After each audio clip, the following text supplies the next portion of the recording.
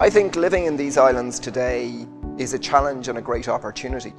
It's different from how it's ever been in the past. It's different for a bunch of reasons. First, because people are actually more free today to be who they want to be, to define themselves in however they choose to define themselves at any time in recent history. But they're also more challenged than any point in our recent history. Brexit, the emergency around climate, the emergency around globalization and the distribution of capital around the world all pose great challenges, particularly on younger people. I think Brexit is a blip.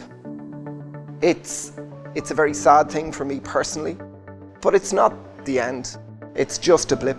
It's a challenge to our better selves, I think. It's a challenge to understand that the best of these islands comes when we are outward looking, when we are ambitious, when we are concerned not just about our immediate self-interest, but about those of our neighbours and our neighbours' neighbours, and when we are playing a leading role in whatever way we can in a global sense. All of us, no matter what role we play in our society, have a duty to unite and to demand, literally demand, from those who have the great privilege of being in political office, the highest standard of government, a standard of government that is beyond sectarian interest and that is capable of leading us through this complex maze of uncertainty that is created by Brexit. I think the Brexit conversation has opened up questions that probably never would have been addressed. The interesting thing is that we had a Brexit referendum and a Brexit conversation that commenced 3 years ago, and then all of a sudden in the middle of that we had an Irish unity question that was being asked.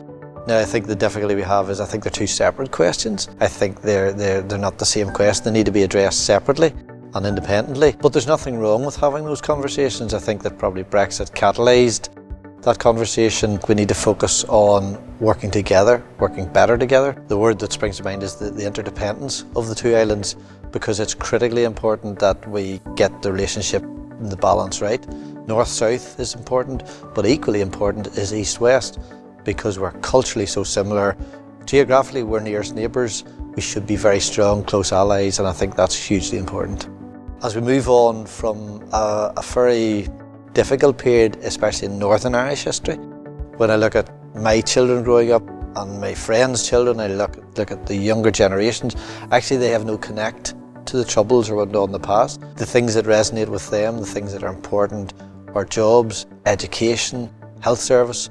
Actually, they're very comfortable with their identity, and I think the more we become comfortable in our own identity, the much easier it is to build those relationships. I think what has been good for Northern Ireland in this is that it's shown a light on what has been happening here. Because my impression from living here since 2004 is that people in the South don't really want anything to do with Northern Ireland, and people in the rest of the UK don't really want anything to do with Northern Ireland. But there are some amazing things happening here. There are some important things happening here. People are doing really good work here in the community and also especially in the arts.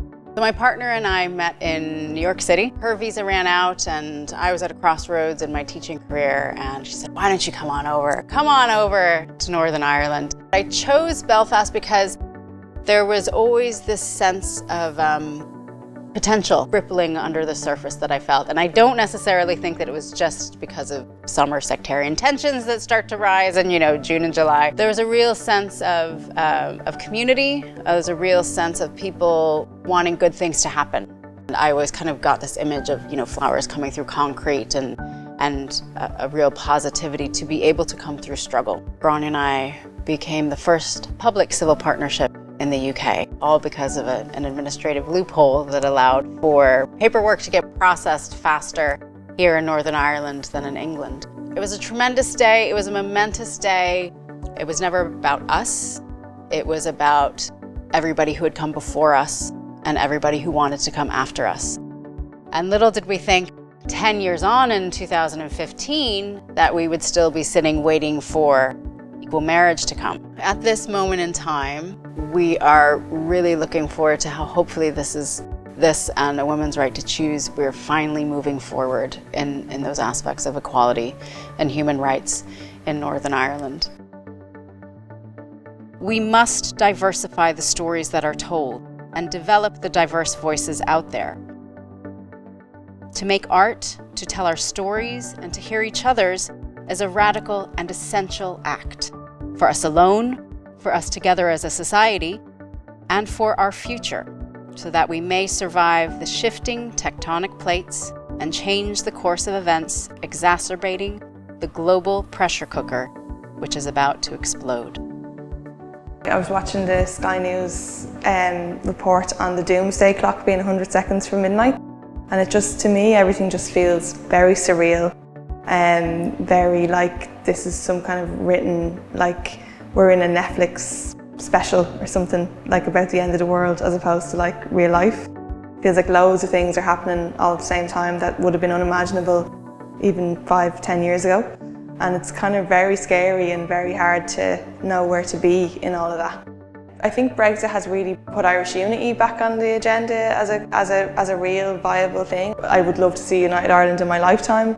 I feel like partition is like a scar in the national psyche, and that it's caused so much pain and conflict for people of all identities. In the middle of my conversation with Donovan, he started talking about a project that he was working on about lighthouses, which had been prompted by Brexit. And he started telling me a story about trying to get a particular shot of a lighthouse at the time of one of the Brexit votes in the House of Commons, and he wanted to get a shot from Tour Head of a lighthouse in the Mull of Kintyre. And as he started to tell the story, he was there, he was in the moment. We were in Bert's bar, but he had shifted to present tense, and he was enacting the evening that he had gone up onto Tour Head. And I just thought, this is it. This is exactly how this piece that I would write, this is how it would end, is with this story. But before I've had a chance to ask him anything, we've gone off in another direction, talking about a cache of photographs he was recently shown that provide a new angle on Northern Ireland's recent past.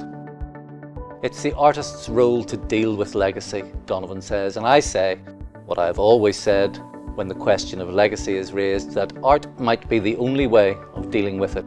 For however much fact an official recovery process might amass, there is unlikely to be much truth in it.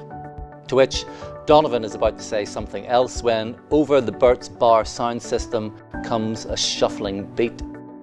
When I was a kid, about 3:30, my daddy said, "Son, come here to me." He says, "Things may come and things may go, but this is one thing you ought to know. It's only Jimmy Lumpsford."